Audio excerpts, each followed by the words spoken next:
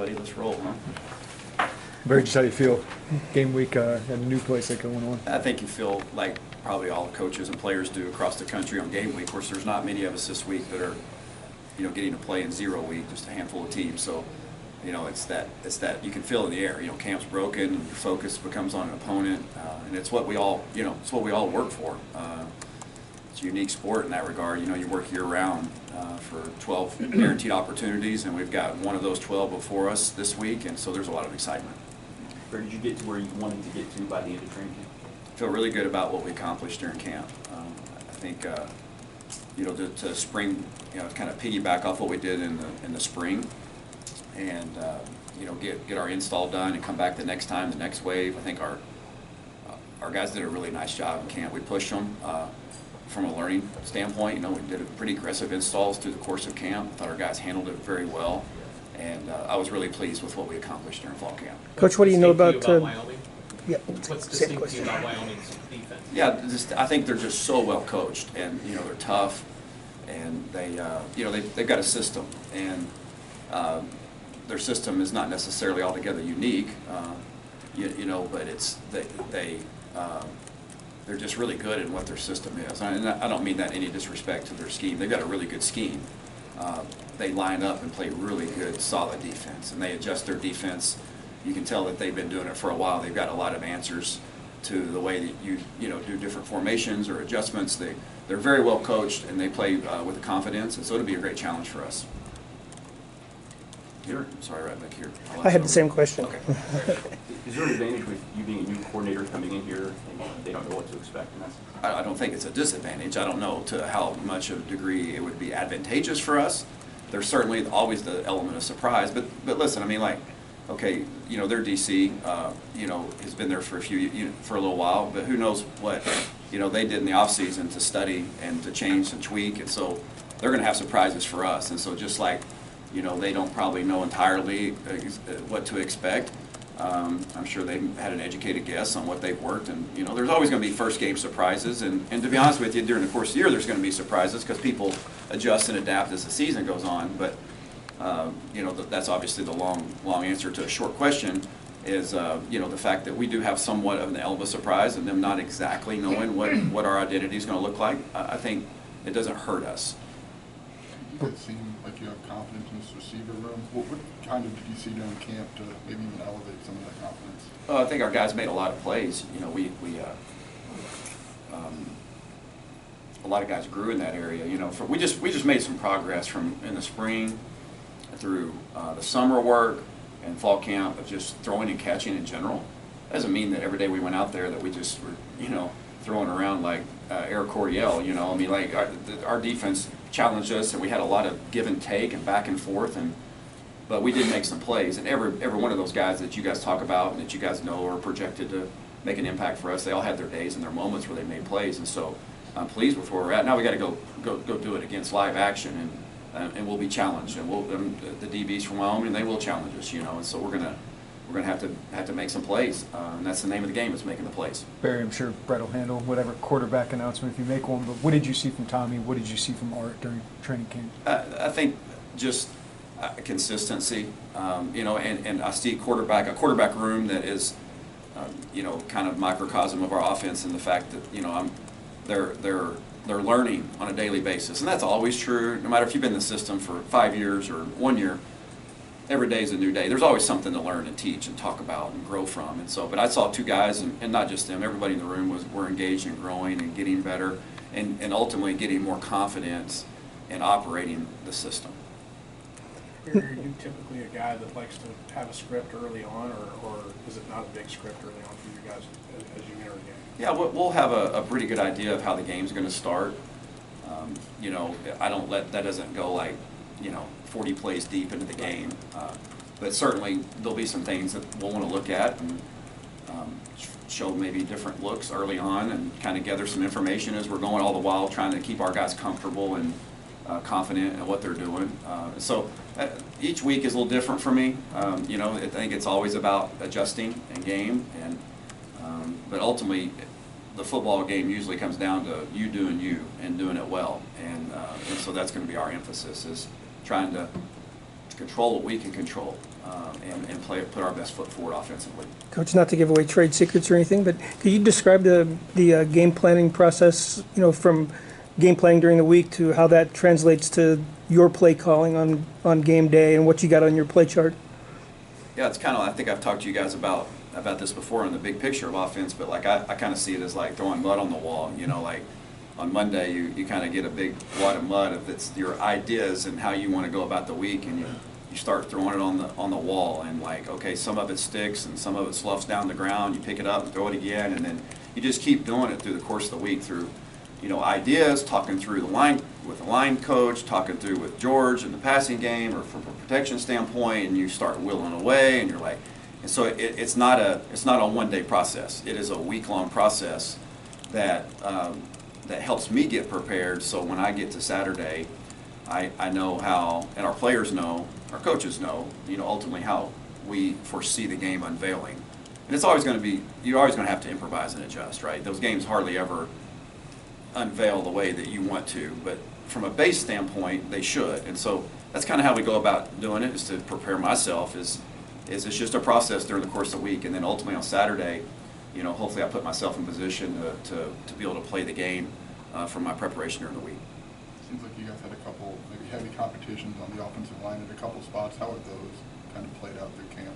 We've had competition in a lot of spots, and not to be vague about that, Joey, but like and that's good. That's a really positive thing, and so I know some of the guys internally have pushed each other, and we're, as far as on the offensive line go, and they've rotated guys in there. I think we finally getting closer to settling on what that first series lineup will look like, and but I feel good about where that group is collectively, and the work that they put in. I'm excited to watch them play.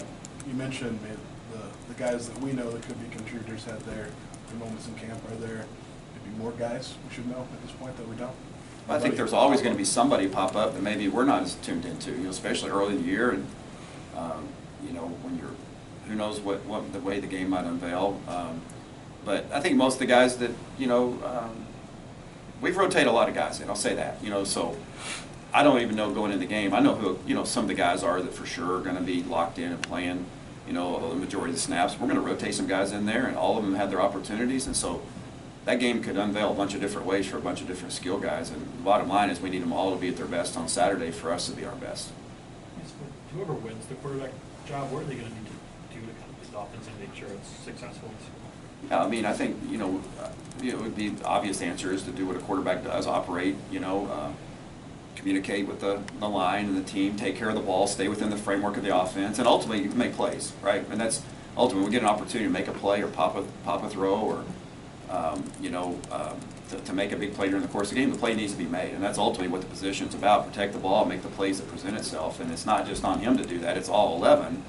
But I'm excied about watching our guys play just collectively, the quarterback position, the running backs. I mean, this is what they work year round for too, and to get your first one of 12 right here before us, and I know our guys are really excited about it, and as their coordinator, I'm really excited to watch them play as well.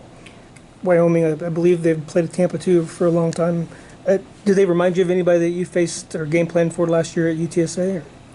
Oh, that's a good question off the top of my head. I've been so locked in on who they are. I don't know if I really played that game in the back of my mind. Maybe a little bit like Middle Tennessee to some degree that we played in our conference there. They kind of remind, kind of more when I say that, the more I think about that a little bit. Like just they were very systematic in their approach defensively, and I'm not saying other people we play aren't or won't be, but this group in particular, they're very systematic. They've got a system that's worked for them for a long number of years. They're very well coached in it. You know where you're going to be, but on the flip side, you know where they're going to be. So that goes both ways for both teams. It's a pretty deep running back room. Do you have any just overarching philosophies about how to maybe break up handoffs for some of those guys, especially with a guy like Chase who's had so much success? Not really. I mean, I think I think that'll kind of come as the game maybe unfolds, and maybe the situation of the game, or what you're needing, what kind of runs you're needing to execute. Is it a 4-minute type operation, or is it 2-minute? I think that depends on sometimes on who's in there and who's doing what. But ultimately, we want all of our backs, and I believe we're there. We want all of our backs to be able to execute all of our offense, right? And then when that happens, then you know, it doesn't matter as much to me when I'm calling, as long as we have faith and confidence in those guys to execute the entire offense, to let them go play, and let it figure out, and let that rotation and let that happen kind of organically.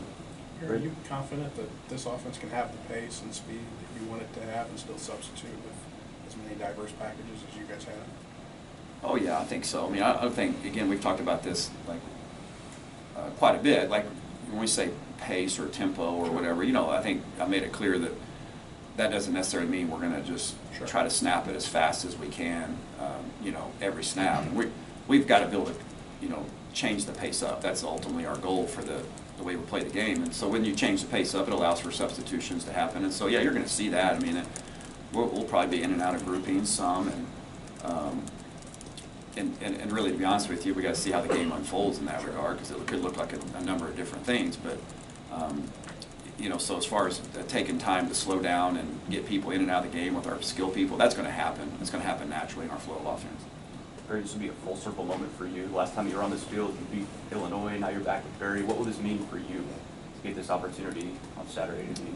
Well, I don't really think much about it in the terms at all. You know, I mean, that's long behind us, you know, in my mind. And I'm excited about being with this group of coaches and this group of players in this stadium, and putting our best foot forward on Saturday against a good Wyoming team.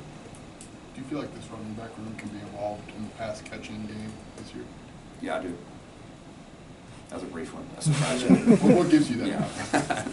Well, I mean, just practice. You know, I mean, that's ultimately where you gain confidence from is practice, right? As the coach says a lot, you know, your practice habits become game day realities, and you know, so what shows up in practice usually shows up in games, and I think those guys have done a nice job for us in that regard in all facets. And so, yeah, do I expect them to show up to some degree? Yeah, but I mean, if you watch our, you know, historically here last year in this offense here, they caught some balls, and where I was at, we caught some balls, and as we build our offensive identity here, that'll be important for those guys to be involved in some facet, you know.